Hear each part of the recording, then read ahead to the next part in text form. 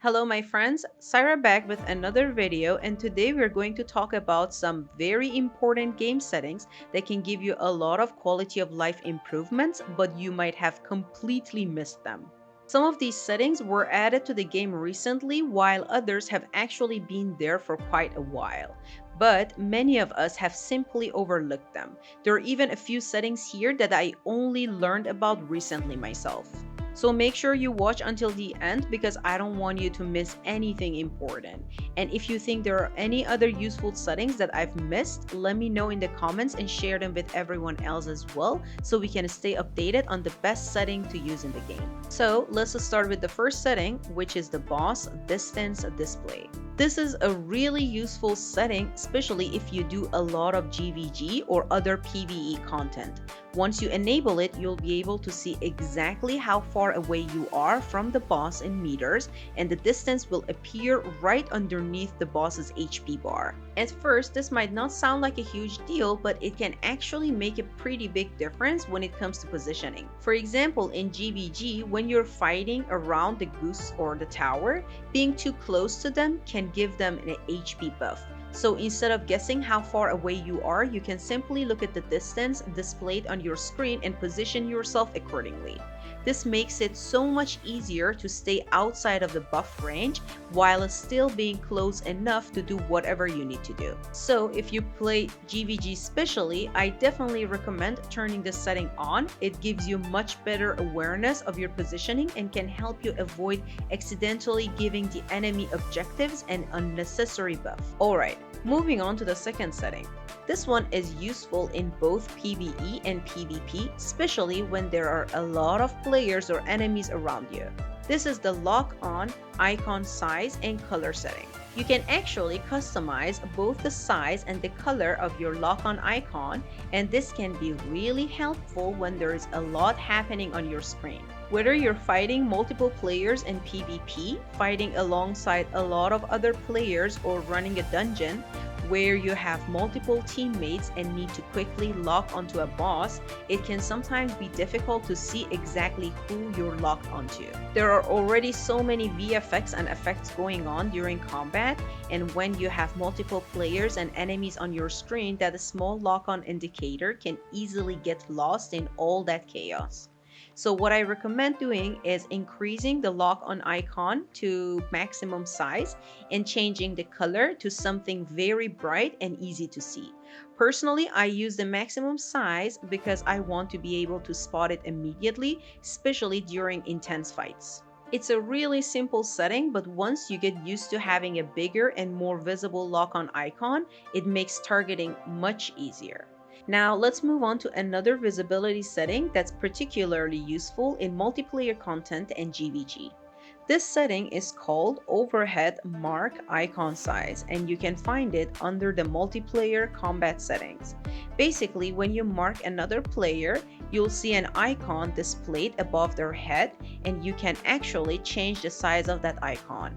I recommend increasing the size because once again, there can be a lot happening on your screen, especially in GVG, where you can have a huge number of players fighting at the same time. Those small markers can be really easy to miss. Making the icon bigger gives you much better visibility and makes it easier to quickly identify the player you have marked even when they're surrounded by other players and ton of effects. This can also be really useful in dungeons if you're marking specific players and need to keep track of where they are. So if you play a lot of multiplayer content, I definitely recommend increasing this one as well.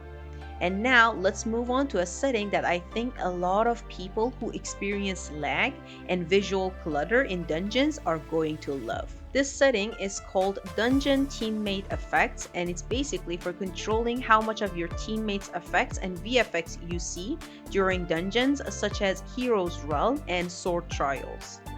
If you've ever played a dungeon with a full team, you probably know how crazy the screen can get. There can be so many skills and visual effects going off at the same time, and for some players, this can also cause FPS drops or make the game feel more laggy. In the past, you might have had to ask your teammates to disable their effects just so you could see what's happening and improve your FPS.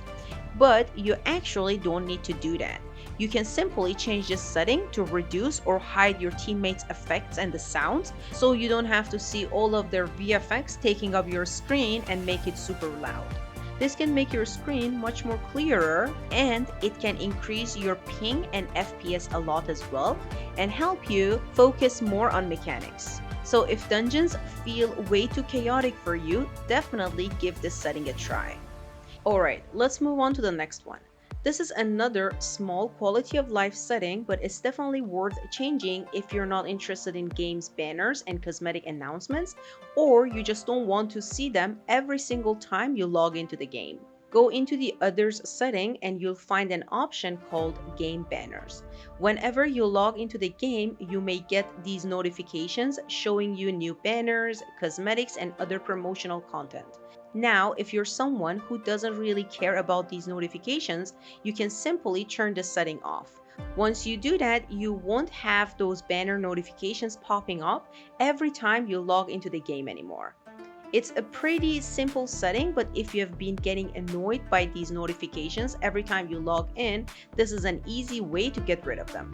And speaking of annoying notifications, the next setting is something that I think a lot of players are going to appreciate, especially if you constantly have red dots all over your screen, especially in your DMs and chats. This one is for your chat and DMs, and you can actually customize which types of messages give you a red dot notification. If you have a lot of friends, guild members, or people messaging you, you can quickly end up with red dots all over your chat interface. And sometimes you don't really care about every single notification, but you still have to open everything just to clear those red dots.